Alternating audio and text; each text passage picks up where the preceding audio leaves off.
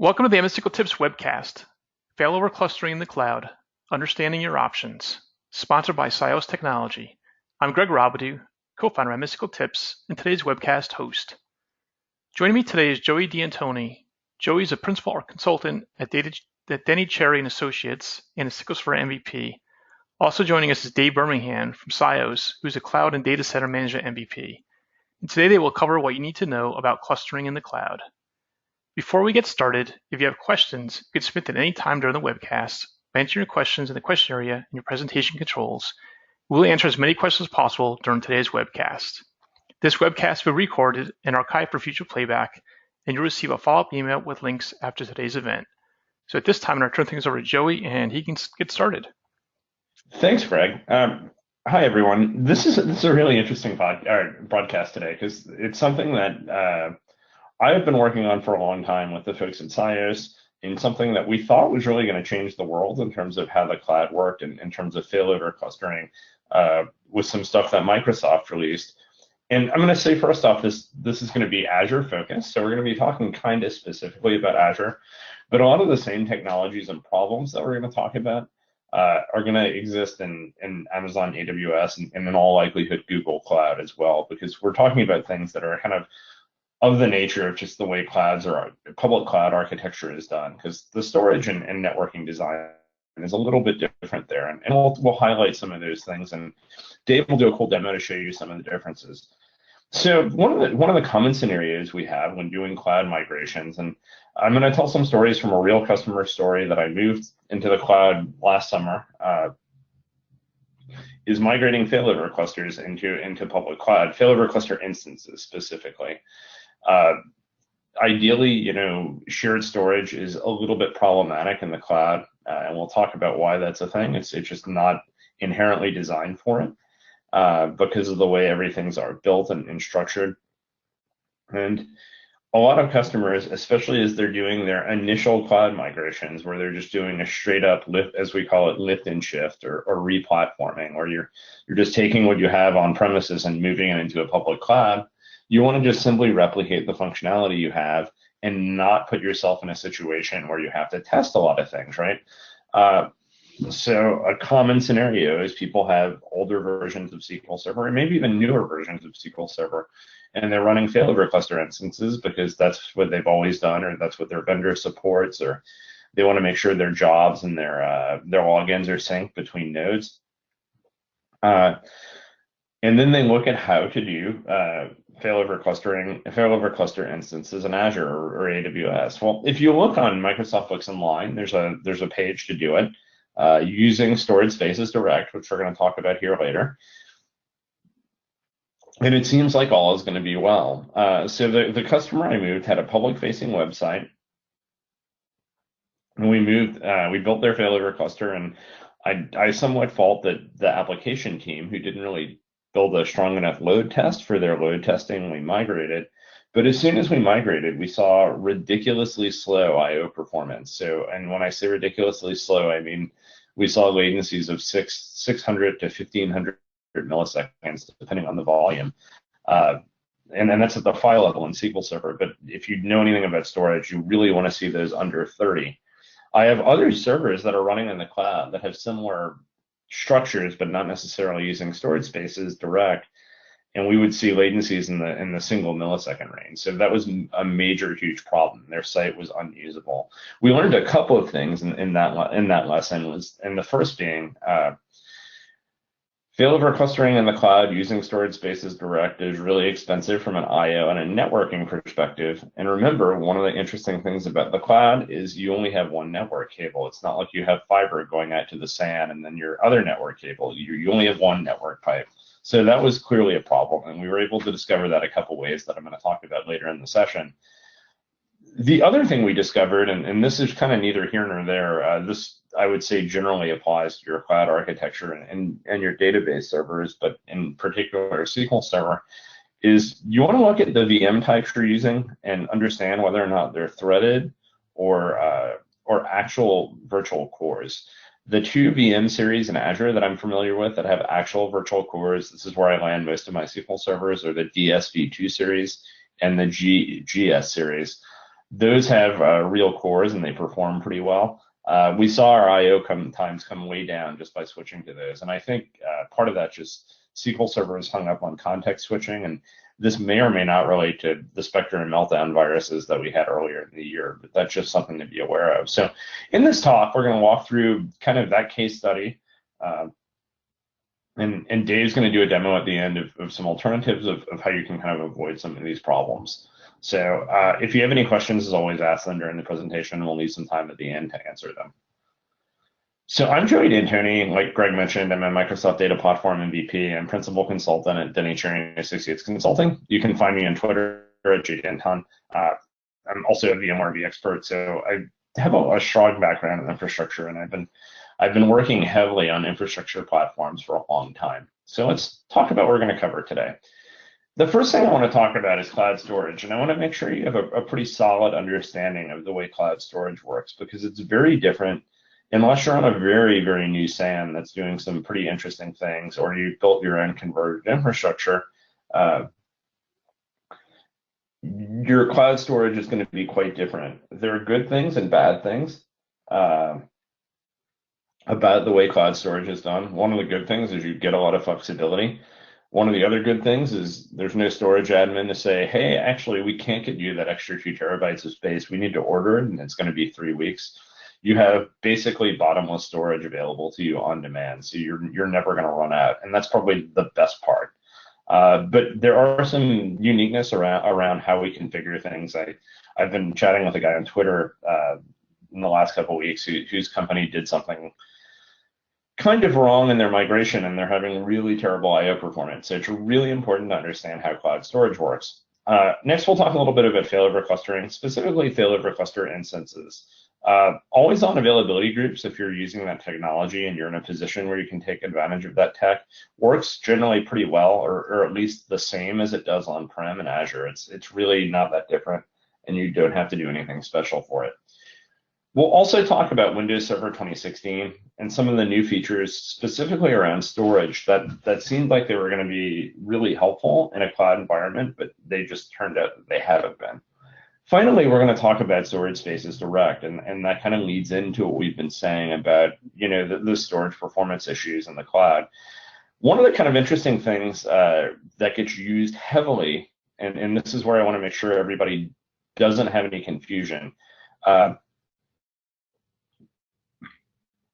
If you're using standalone VMs or you're using even availability group machines, you're still going to use Windows storage spaces. You're going to use storage spaces to aggregate your disk and build larger volumes. And I'll talk about that a little more when we talk about cloud storage. This is not to be confused with storage spaces direct. It's two technologies with the similar names that do pretty different things. So storage spaces direct is a hyper-converged or converged infrastructure solution that kind of allows you to build your own SAN. So I'd classify it towards other solutions like VMware's vSAN, Nutanix's hyper-converged infrastructure. And if you're at all familiar with any of those things, they tend to be problematic in terms of performance for database servers. They're one of those things where you can save money and fit everything in this nice little box. But our database server workloads are unique and special snowflakes, like we always know.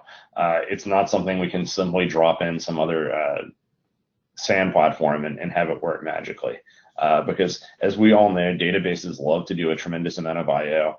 And when our developers don't do good things like choose the right indexes, we have even bigger problems. So let's take a quick poll on what you're doing for failover clustering in the cloud.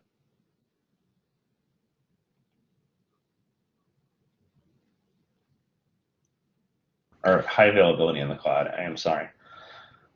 All right, the poll is launched, so just give everybody a little bit of time here to vote on this, and I'll share the results.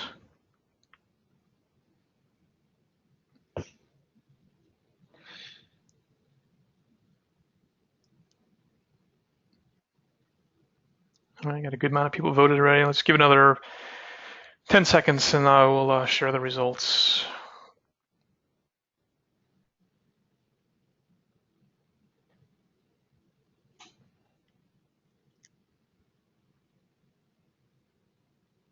All right, let's see what we have here. So we have 45% said hopes and prayers, 35% availability groups, 10% log shipping, and 10% failover cluster instances. Cool, good to know. So heavily availability groups and hopes and prayers. That's kind of interesting. One of the things that I think a lot of folks into the cloud, and I'm not sure if it's just an effort to save money, or they're too much confidence in the platform. The hopes and prayers model will get you decent availability. The downside is, and honestly, the hopes and prayers model may get you better availability than you have on-prem. The problem is when there's a bad cloud outage, if you're locked into a single region or you're locked into a single data center, you may be down when you're down for a while. So you'll be up probably longer than you would be. That your uptime would be higher in the cloud on-prem. It's just when there's an outage, it's going to be a big outage. So that's why you want to take advantage of some sort of technology to provide, higher uptime. And you can even do this somewhat on the cheap. You can use smaller. This is one of the places where you really get flexibility in the cloud. You can make your secondary smaller, and as long as you're willing to take that downtime to resize it to handle production workload, you can build a relatively cost-effective solution. So let's talk about storage. The first thing I want to say is all cloud storage is object storage versus block storage, and let's talk about the difference. So when we talk about block storage, files are split into evenly sized blocks of data, each with its own address, but no additional information like metadata to provide more context as to what that block of data is. Block storage is what you're going to run into in the vast majority of enterprise workloads. It has a wide variety of uses. You're going to see it in your SAN array. So when your SAN admin gives you a LUN on-prem, you're going to get a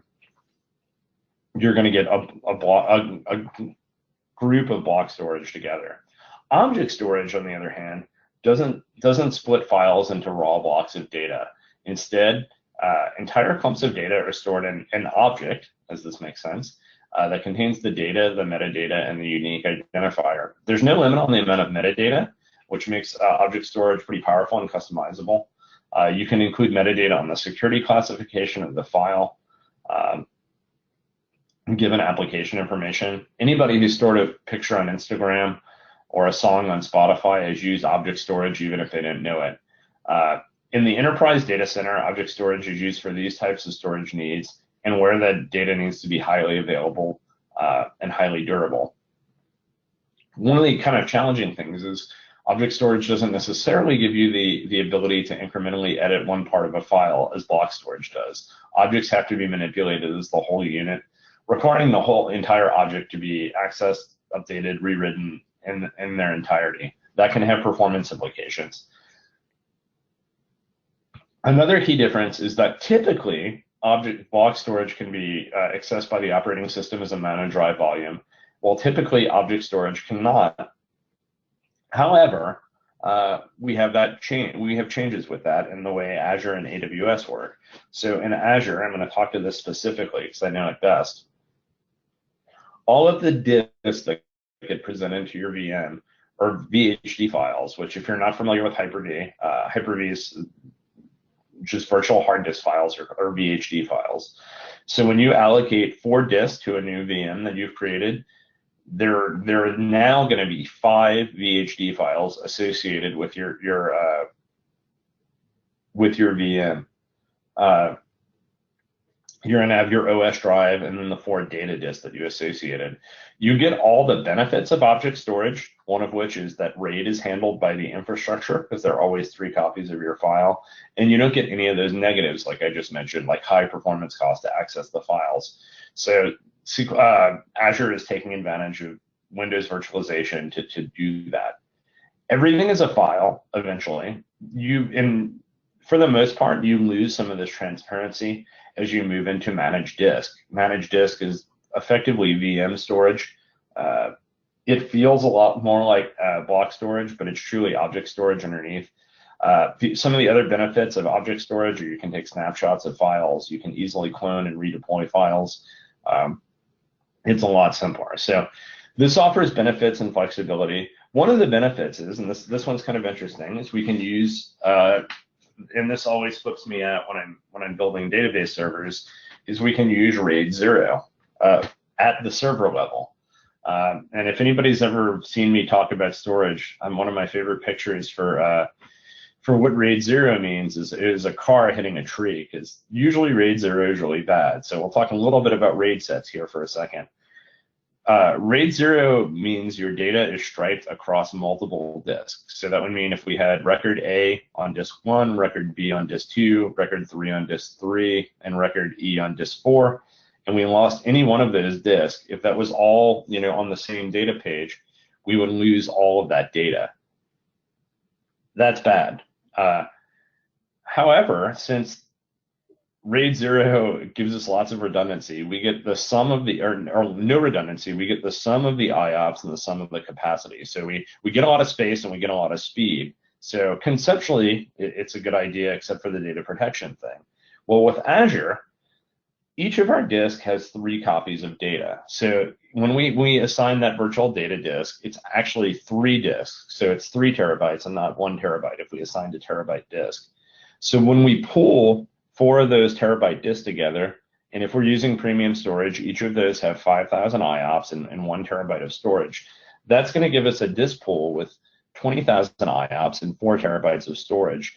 And when we configure in the operating system, we're going to configure it with simple or effectively RAID 0, so no redundancy. So we're going to get all of that capacity and all of that performance, and our data is protected on the back end by the infrastructure. So that's one of the major benefits.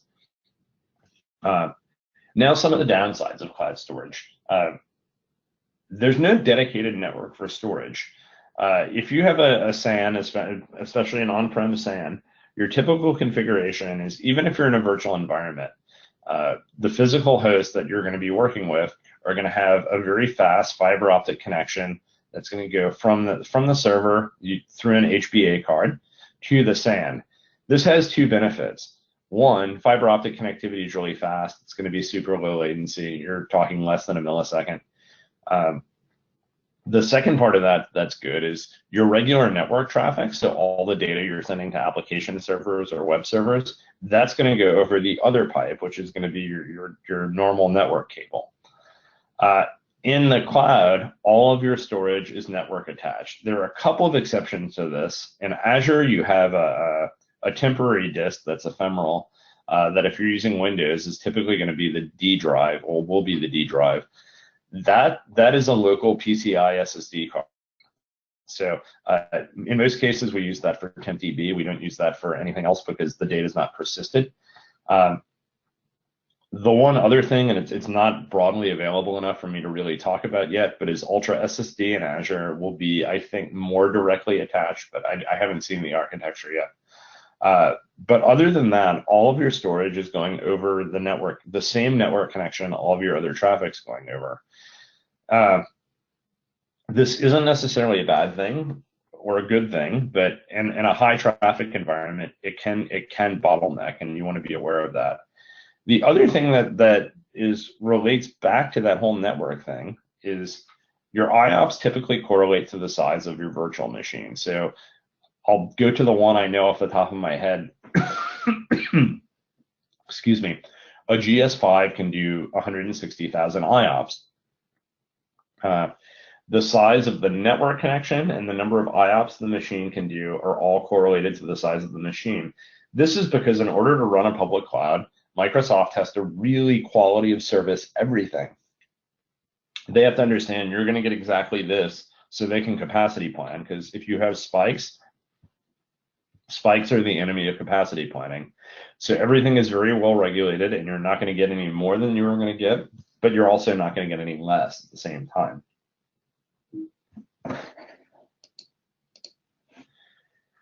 So a couple of other things about object storage while we're here. It's just kind of important to understand, and it's something that's new.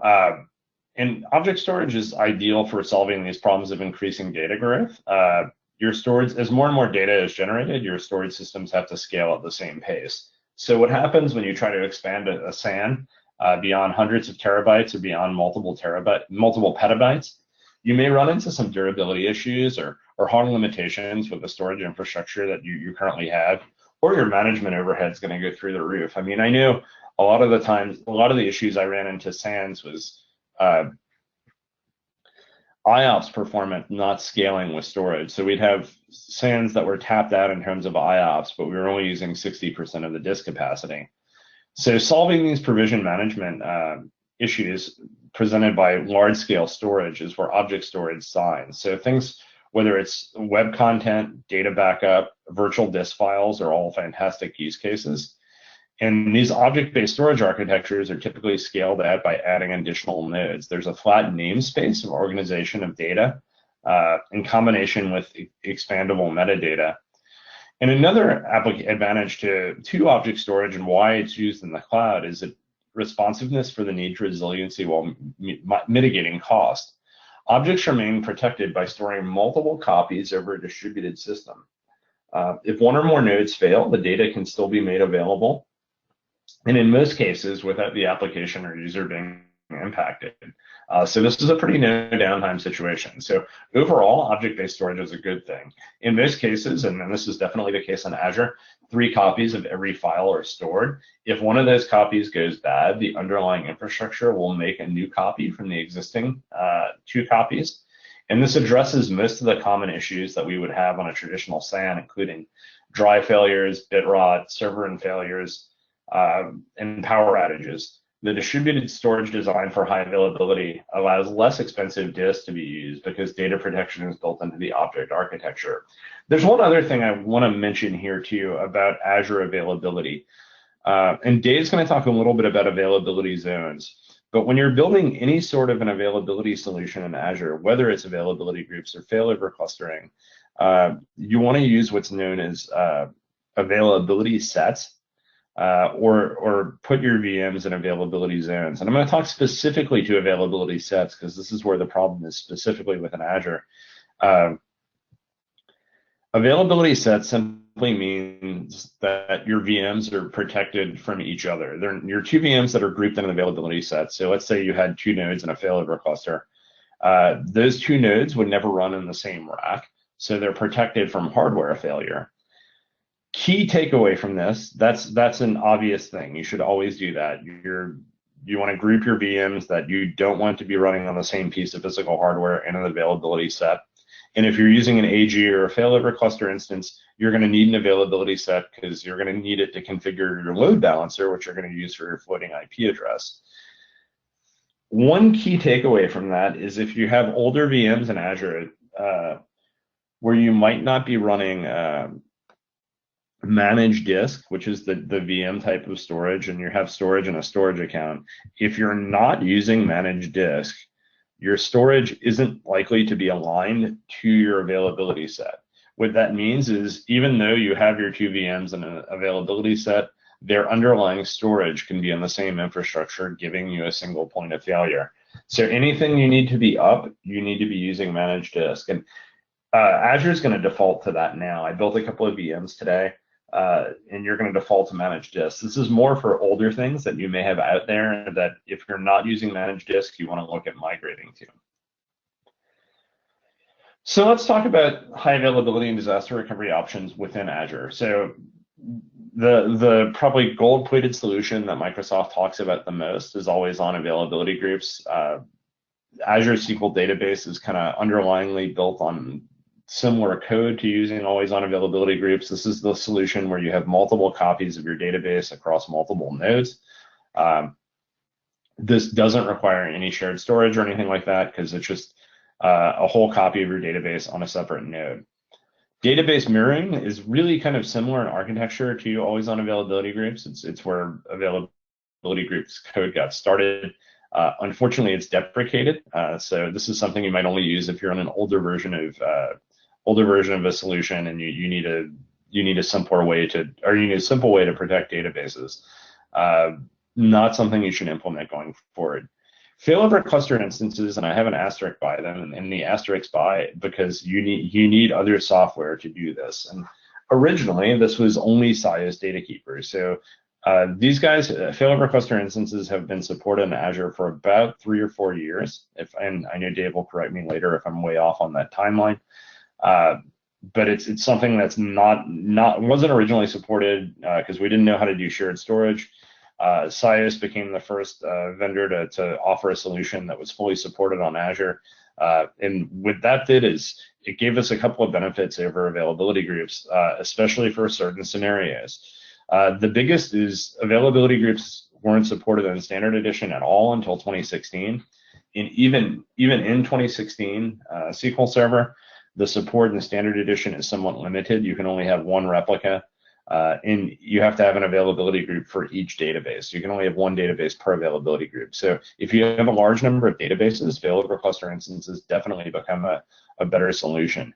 The other challenging bit with failover cluster instances versus availability groups is failover cluster instances protect the whole instance. So up until, and this is still like, it was announced, but I still am not sure it's working. Microsoft is talking about for SQL Server 2019 supporting master and MSDB being in sync. So basically jobs and logins.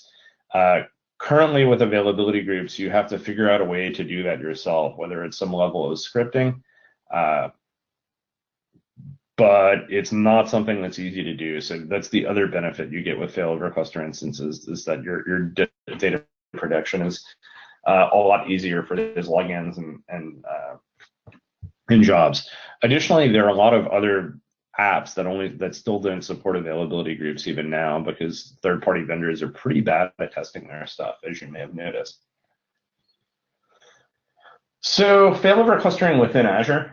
Clustering has always been supported in Azure virtual machines since they debuted around 2013. Failover clustering just works. You want to be kind of careful with what it does with your storage. I mentioned earlier that you're going to use, you're pretty much always going to use storage spaces, not to be confused with storage spaces direct, but storage spaces is going to allow you to pull multiple disks together to have a volume of more than 1 terabyte and more than 5,000 IOPS. Once you put that into a cluster, the cluster takes shadow ownership, I'm going to call it, of that disk, and you can't manipulate that pool. There's a few other caveats to those pools, and things are a little frustrating within Windows virtual machines, but you can use clustering to take care of that. Shared storage clusters were only supported with third-party software, SIOS DataKeeper. And when Windows Server 2016 came out, we knew we were going to have native Windows support for doing a shared storage solution in Azure. We just weren't sure exactly how that was going to work. So let's talk about some of these new features and their impact on the platform. So storage spaces direct is, like I mentioned earlier, it's very similar to technologies like vSAN or Nutanix or any of those hyper-converged solutions. So it enables building highly available and scalable storage using servers with local storage. So this simplifies the deployment of management and software-defined storage systems and allows you to use new disk devices like SATA SSDs and NVMe disks that weren't previously possible with clustered storage spaces and shared disks. We're going to come off sounding a little bad about storage spaces direct, and I just want to say it's a pretty solid technology on premises. Where you have full network capacity and things like that. And we'll talk about some of the requirements that Microsoft has recommended, and they make total sense when you understand how the technology works. It just doesn't work really well in the cloud. So I don't want to say that we're slagging off on them, but it's just not a good cloud solution. We also got storage replica. So this enables storage agnostic block level synchronous replication between servers or clusters for disaster recovery, as well as stretching a failover cluster between sites. Synchronous replication enables mirroring of data in physical sites with crash consistent volumes to ensure near zero data loss at the file system. One of the other benefits we got around this was storage quality of service. And if you're building a SAN solution, you kind of need to be able to deliver some sort of quality of service mechanism because that's a really challenging thing. And this allows you to monitor end-to-end performance and create management policies in both Hyper-V and clustered shared volume solutions in Windows Server 2016. Finally, we have nested virtualization, and this is a feature that allows you to run Hyper-V inside of a Hyper-V virtual machine. This is helpful for running emulators, or there are several other solutions where nested virtualization works pretty well. And especially as we move more into the container space, I think you're going to see nested virtualization become a little bit more prevalent. So Storage Spaces Direct in an on-prem type environment uses local attached drives to create highly available, scalable software-defined storage at a fraction of the cost of SAN or NAS arrays. Like I say, on-prem, this is a really cool solution. So if you're going to stick to on-prem, and I know this is a cloud presentation, but if you're moving if you're deciding to stay on-prem, this can be a pretty solid solution. The reason being, SAN storage is really expensive, and whether we're talking the cloud or on-prem, there are great savings to be had if you can build a cheaper storage solution. And the notion of Storage Spaces Direct is that small servers are cheap, or medium-sized servers are cheap. Commodity SSD drives are also relatively cheap, and we can combine these things together and take advantage of features that expensive SANs have had in the past, like caching, storage tiers, and erasure coding, and together with new technology like RDMA and NVMe to get really good performance. One of the things that kind of crosses over both between cloud and on-prem here is resource efficiency and erasure coding, which is kind of a way of doing RAID. And erasure coding allows up to 2.4x greater storage efficiency. And using things like REFS, which is Microsoft's new file system, to extend these gains to hot-cold workloads and trying to minimize CPU consumption. The other notion of this, and this to me is where we start to get a little problematic in the cloud, just because we don't have enough horsepower, is it's one cluster for compute and storage. So we have a hyper-converged deployment option, which is going to run Hyper-V virtual machines or SQL Server databases directly on the same servers that provide the storage, storing their files in the local volumes. And this eliminates the need to configure the file system and permission, can reduce your overall hardware cost. However, erasure coding has its downsides. So when you lose a node with erasure coding, you have to reconstruct and rewrite all the data on the server that went down. And that usually means about 6 times the data on the missing node flowing through the network. Like I say, in an on-prem situation where you have a lot of nodes, this isn't the end of the world. In a cloud scenario where you have 2 or 3 nodes trying to support your cluster, it's going to be problematic because you have to push all that data and do all those IOPS and push them through the network. And that's not going to be a good experience. So here's just kind of the architecture of how this looks. We have our virtual machine sitting on top of our clustered storage. In this scenario, we have 3 nodes. You can see we kind of have a mix of spinning disks by the graphics there in NVMe drives. So we can set up tiers between that. And our storage is replicated between the 3 nodes. And this is where we start to run into some issues in the cloud. And I'll talk about that on the next slide. So this is straight out of books online. This is the networking hardware that Microsoft recommends for Storage Spaces Direct. And this uses SMB3, which includes SMB Direct and SMB multi-channel over Ethernet to communicate between servers. We strongly recommend 10 gigabit plus Ethernet with direct memory access, RDMA, either iWarp or ROC. Yeah, so that's really high-end networking gear. If you're not too familiar with storage or fiber channel over Ethernet storage solutions, that's all pretty high-end gear, and it's going to give you a lot of bandwidth. On the bottom here, I pulled up the bandwidth that we're going to get on our Azure VMs, and we see there it is not 10 gigabit at all. So we don't have the same level of bandwidth in our VMs in Azure. And remember, not only that, all of our storage traffic and all of our network traffic has to go over those. So we're gonna bottleneck big time. So this is kind of one of the problems of hyperconverged for our high I/O database workloads. Your storage and compute are now tied together, so that when you want to scale one, you're forced to scale the other. So what that means is you're typically going to overpay in one dimension or the other. It can be worked around in an on-prem environment by supporting the addition of storage-only nodes. And these nodes will typically have more data than the compute nodes, which means you're buying two of them to handle the load when a storage node fails. And they'll also need to service more I/O and provide additional hotspot challenges. So lots of challenges. The crux of the situation here is, and DataKeeper works a little bit differently, and Dave's going to explain that, is when we have downtime or you have to reboot a node, you have to resync that file, and you're sending a ton of traffic across the network. Or even if you're having a lot of small changes within those files, the network traffic and network cost of that are really, really expensive here. So what happens? Back when your storage and compute were separate, you could theoretically take down one or more servers for maintenance without storage applications for the remaining servers. We think of this like our cluster nodes. We can do a rolling upgrade easily since our servers were stateless. When we use this hyperconverged infrastructure, we're combining servers and durable copies of the data, which means taking your server down for downtime is problematic.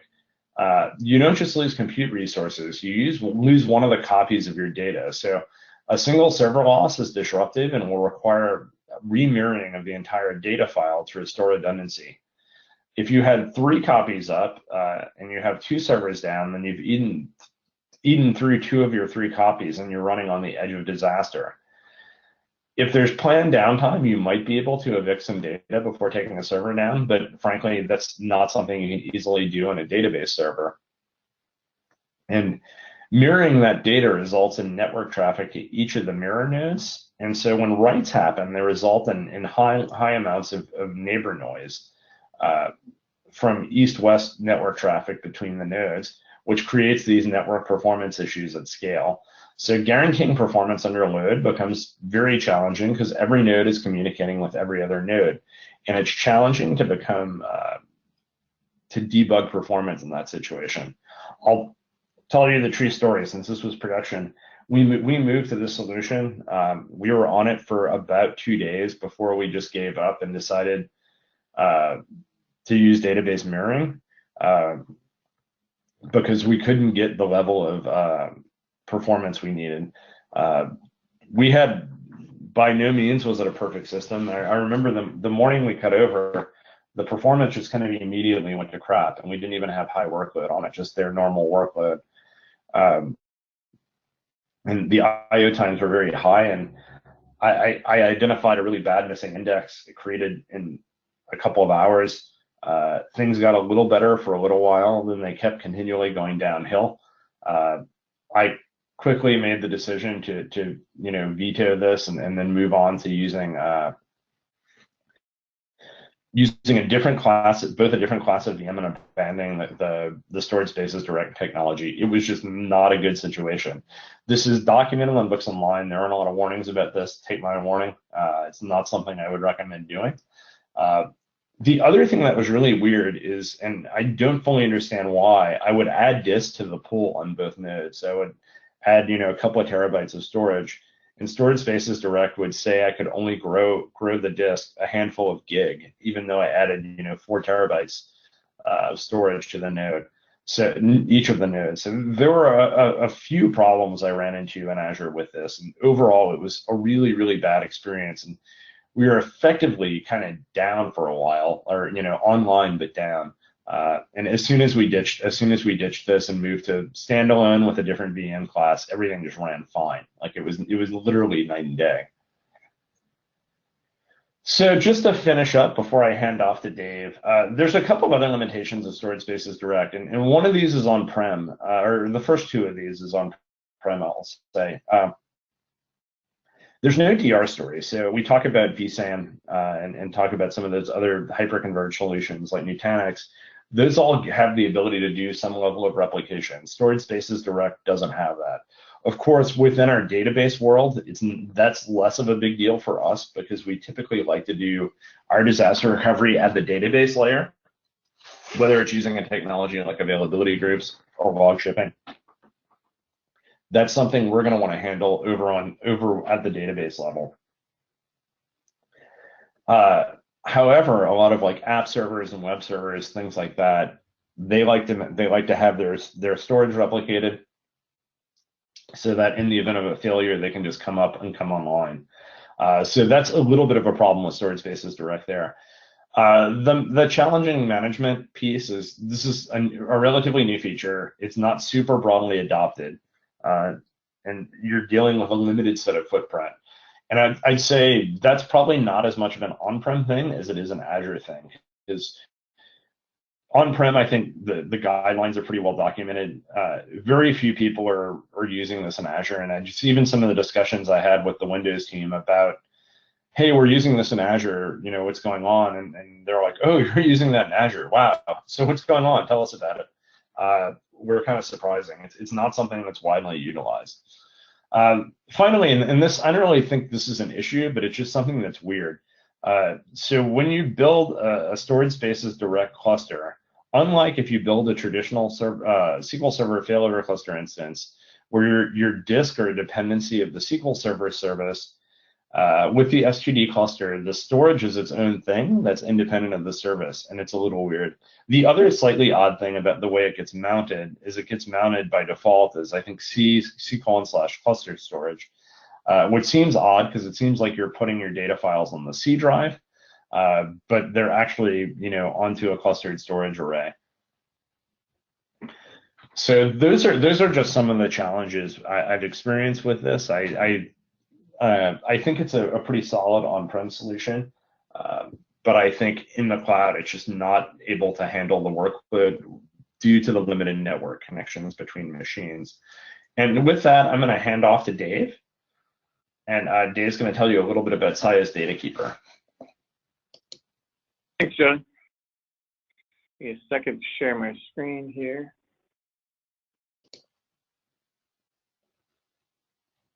All right. All right, Greg, I assume I'm showing my screen. Yep, we can see it. Great.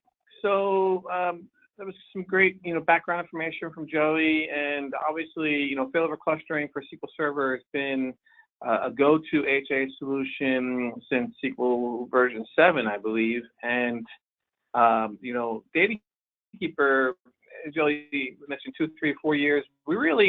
We've been able to provide failover clustering in Azure even before it was supported in Azure. I remember specifically demoing the solution at an MVP summit to the cluster team.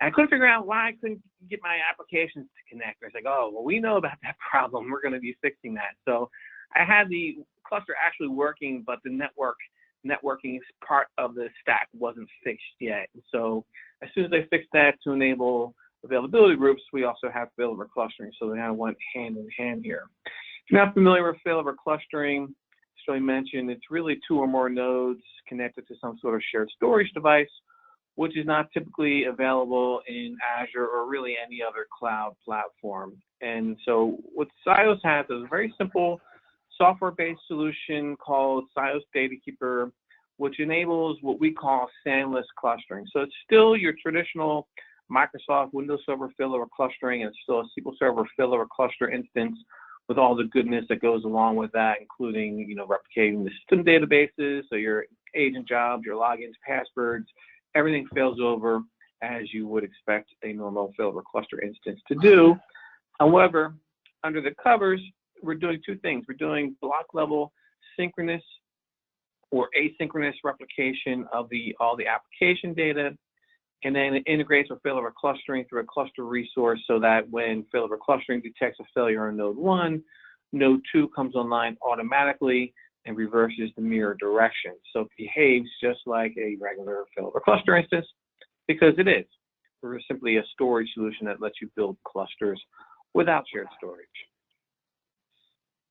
We also support multiple targets. So pictured here would be 2 nodes, maybe in Azure in the same region, doing high availability failover, but at the same time replicating to a 3rd node, possibly in a different region, or possibly in a hybrid cloud configuration where you have not only a high availability solution, but also a very robust disaster recovery solution with an excellent RTO and RPO for your disaster recovery. Joey mentioned a little bit about availability sets. So availability sets has been Azure's HA, infrastructure solution for quite some time. Basically, an availability set is if you put your virtual machines into a single availability set, it will distribute your VMs across what Microsoft calls fault domains. And you can think of fault domain as almost like a rack of servers. So pictured here, you have 3 fault domains. So if you're running a SQL cluster, maybe node 1 would be an FD0, node 2 would be an FD1. And if you're leveraging something like a file share witness, you would want to have that in FD2 so that there's no single point of failure amongst those instances in your cluster. And assuming you've done that, Microsoft's going to guarantee you 99.95% uptime for those instances. And that equates to 21.92 minutes downtime per month before Microsoft has to start paying you some money if they exceed those SLAs. But that really only guarantees dial tone to at least one of those instances. What it doesn't guarantee is that your application is up and running. So that's where failover clustering comes into play. So that's going to make sure not only is the instance available, but your application is also up and running. So that's been around for quite some time. Now, recently, Microsoft has moved to the availability zone model, which is more similar to what you would see in AWS, where you actually have entirely different data centers within the same geographic region and well connected such that they appear to be, on a local area network. So the latency, the network connection latency is very, very low. The network speed is very high. And if you deploy, so the recommendation now would be to deploy your SQL cluster instances in different availability zones. So pictured here, you have AZ1, AZ2, and AZ3. So you might have 2 instances in different availability zones. And again, if you're leveraging a file share witness, you would put that in AZ3, and you have complete redundancy. Not only should a rack of servers fail, but should an entire data center fail. That will never happen, right? Wrong. If you were following the news back in September, as Jillian mentioned, when there's an outage, usually it's a doozy.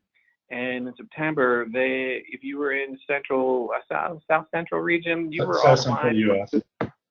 Yeah, South Central U.S. You were offline for a good 2 days if you didn't have any sort of ability to recover your workload in a different region.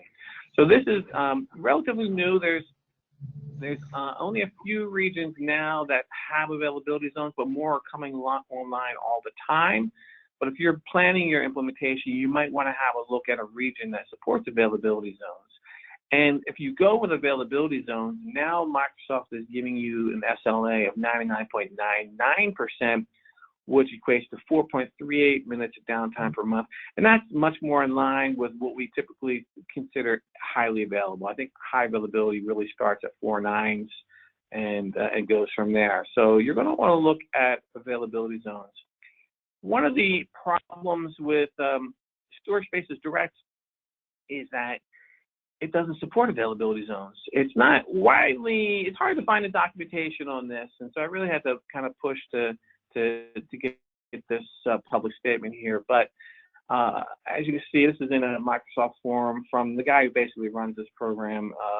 It says, it's basically confirming that availability zones are not supported with Storage Spaces Direct. And that applies not only to Azure, but AWS as well. So if you're looking to build a failover cluster instance in either of those platforms, and you want to leverage the latest infrastructure, including availability zones, S2D is not going to be a viable solution for you. So disaster recovery is also, an issue now with Workspaces Direct, as Joey mentioned, there's no replication add-on. And Joey, correct me if I'm wrong. I heard you mention, availability groups, SQL Server Availability Groups, but I don't even believe that's supported, because an availability group, one of the target server, even though it's not a cluster instance, needs to be in the same cluster. Once you put that in the same cluster, S2D kind of freaks out and wants to extend S2D to that node. So there's really no HA solution, no disaster recovery solution once you go down the S2D route, other than like log shipping. And log shipping has its purpose, but if that's what you want to use, that's really pretty much your only option. And with the DataKeeper solution, you have two options really for disaster recovery. As I mentioned earlier, you can simply do an async copy to a third node in a different region, or even a hybrid cloud if you want to go back on-prem or vice versa. You can do that configuration very easily. And if you, but the other option is, if you're familiar with Azure Site Recovery, it's a very simple service. It's only like 25 bucks a month per virtual machine that you want to replicate to an entirely different region. It gives you a very simple way to recover, kind of a push button recovery. Recovery time objective is basically, in my experience, about 3 minutes. It has to provision a VM and start it up and whatnot. And the RPO is going to greatly depend on your rate of change. So you're going to want to take a quick, a look at that. But it could be seconds, it could be minutes. It could be that your rate of change exceeds what they support today. So they kind of have an upper cap of 10 megabytes per second. If your rate of change exceeds that, then ASR is not going to be a disaster recovery solution for you. And of course, this does not replace high availability. But if you had used ASR and you had that outage in September and you were replicating to another region, you might take that 3 minutes of data loss instead of 2 days of downtime. I think that's probably a reasonable trade-off. So you definitely want to check out Azure Site Recovery. The cool thing is DataKeeper is compatible with ASR. So pictured here, you might have a failover cluster instance configured in Azure Central, supporting some SAP applications. Oh, by the way, DataKeeper is not only a SQL Server solution. Any cluster workload that you would normally find in failover clustering, you can now build a SANless version of that. And that includes general purpose file servers, which is not supported by S2D, and things like SAP, the central services. So any application that would normally run in a failover cluster, you can build a SANless version with DataKeeper. Pictured here is you have high availability with DataKeeper, but then leverage ASR for disaster recovery. So you have a very nice, simple HA and DR solution for your entire application set. So, but Dave, I'm going to get S2D for free. I mean, I understand, there's some limitations, but, it's free. So why wouldn't I give it a shot, right? Well, it's not really free if you think about it. It only comes in Windows 2016 Data Center Edition, so versus Standard Edition. So if you're on-prem, you're automatically, to get this option, you have to buy the more expensive Data Center Edition. In the cloud, you say, well, Dave, they're going to give me the Data Center Edition at no additional cost. Well, you do have the option to bring your own Windows license to Azure. And so if you do the math, which I've done for you, and you look at the one-time license cost, including for the Windows Server license, the DataKeeper license, and software assurance, which is required to bring your own license into Azure, and the DataKeeper annual support, right? So it says 25% annually for the Windows Server license for the software assurance, 20% annually for the SIOS DataKeeper support and updates. It kind of looks like this.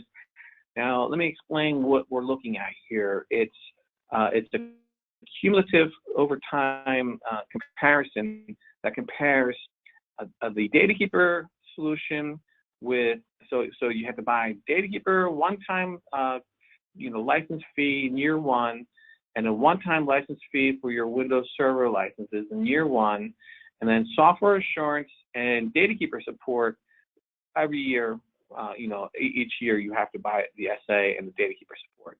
Compare that with, just spinning up some Windows Server in Azure and doing the, pay-as-you-go model, which is your traditional cloud model, right? You can see in year one that the break-even, it's about equal. So there's a one-time upfront, cost to purchase the licenses for Windows and for DataKeeper. But then immediately you see cost savings. So in year two, you're going to see, and this is based on 8 CPU instance, so like DS8, I think it is, that, you need 2 of those. We're licensing 16 virtual CPUs. So in year two, you can see 37% saving. In year three, over 50% savings, 52%. And of course, as you go on, over the longer you're running these systems, the savings adds up exponentially. So this is, a moderate size implementation of, 8 CPU instances.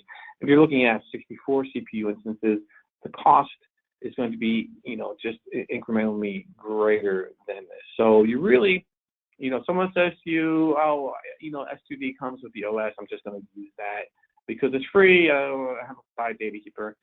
You have another look at it because you actually can save money using Windows Server Standard Edition, because we don't require the Data Center Edition. And there's probably not any features in the Data Center Edition that you need anyway, other than S2D. So why pay for it? Just use Standard Edition and bring your own license, save a boatload of money. Side-by-side comparison, the storage space is direct compared to DataKeeper. I'm not going to read the whole list here, but if you have older versions of SQL, S2D really is a SQL 2016 and later only solution. So if you have older versions of SQL or older versions of Windows, you're going to want to use the DataKeeper solution. Broad application support, again, because some applications will require older versions of SQL, you're not going to be able to support every application. The really comes down to DR. So there's no asynchronous replication option, no viable DR solution, and things like that you normally expect in a storage solution like snapshot support. It's not supported with S2D. So you really have to look at what you're getting with S2D versus what you're going to get with the DataKeeper solution. So I'm going to run over, do a quick demo here and do a time check. We are just about out of time. So you know what? I think I'm going to take the last 3 minutes and open it up to questions rather than run through this demo. So if you haven't submitted a question yet, you could do that through the interface, and we'll take these next 3 or 4 minutes to answer any questions you might have. So, Greg, do we have anything in the queue? Yep, actually, before we get to the questions, Dave, did you have like a last slide you can just pop up? Sorry, you see the black screen right now. Yeah, absolutely. Okay.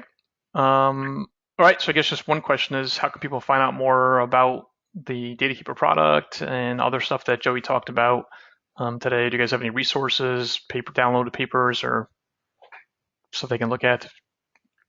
Yeah, I mean, the contact information for SIOS is here. I write a lot about this type of technology in my blog, clusteringformeremortals.com. So you might want to check that out. It gives you a lot of kind of nitty-gritty, step-by-step guides. I know Joey, you write a lot. I read Joey's blog all the time. He's got great information out there as well. Okay, let's see. Another question that came in is, I'll just read as it came in. It says, we've been seeing throttling in Azure on our SQL VMs as size too small compared to on-premises. Does SIOS performance depend on the SQL VM size?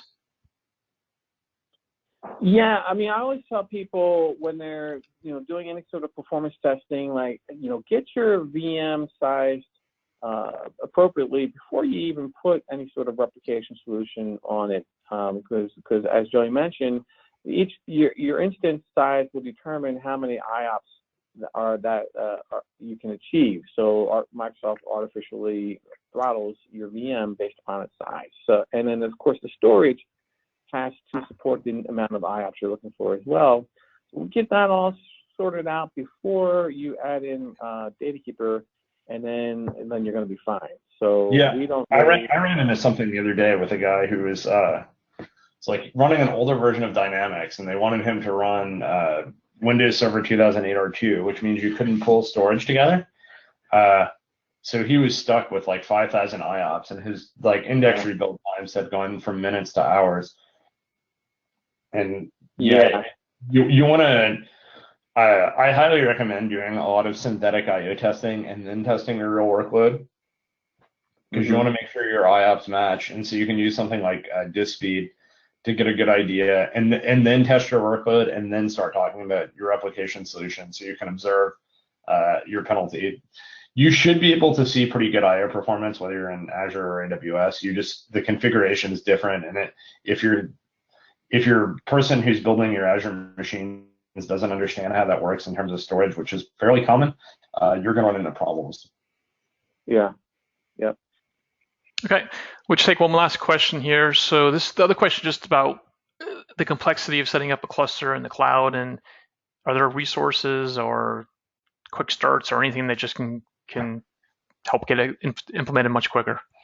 So in general, I'd say it's the same, but Books Online has this pretty well covered. I think Dave's blog and SIOS site has how to use SIOS in the cloud. I mean, I've implemented SIOS in Azure and AWS a bunch of times. Even in the weirdest thing was, I built an Oracle cluster using SIOS on Windows. It's pretty much just clustering. So it's a matter of just having all your storage right, and then creating your clustering according to the SIOS docs. Yeah, I'd say that's true. Networking is a little wonky in Azure and other cloud platforms, but it's pretty well documented, including use of load balancers. And you look for quick starts. So we have a quick start in GitHub that will, pretty much do a push button deployment for you. It's great for evaluation purposes, and there's always new deployment templates being created, and keep an eye out on deployment templates coming out of SIOS as well. We have them in AWS. We have some in GitHub for Azure. So that's another option. Gives you less flexibility. When we start talking about pulling together disks in a storage space, you probably want to roll your own before production, but quick starts are great for eval purposes. Okay, well, that's it for questions, unless you guys have anything else you want to add before we wrap things up. Yeah, thanks, everyone. Have a good afternoon. Yep. All right, well, I just want to thank Joey and Dave for sharing the information today, and also want to thank SIOS for sponsoring today's event. The webcast was recorded, and you'll receive a follow-up email with links to view the archive and also to download the slides. Also, please visit mssqltips.com to access all of our free SQL Server resources, and also check out all the upcoming webcasts that we have scheduled. Once again, I'm Greg Robidoux from MS SQL Tips. Thank you for attending, and have a great day.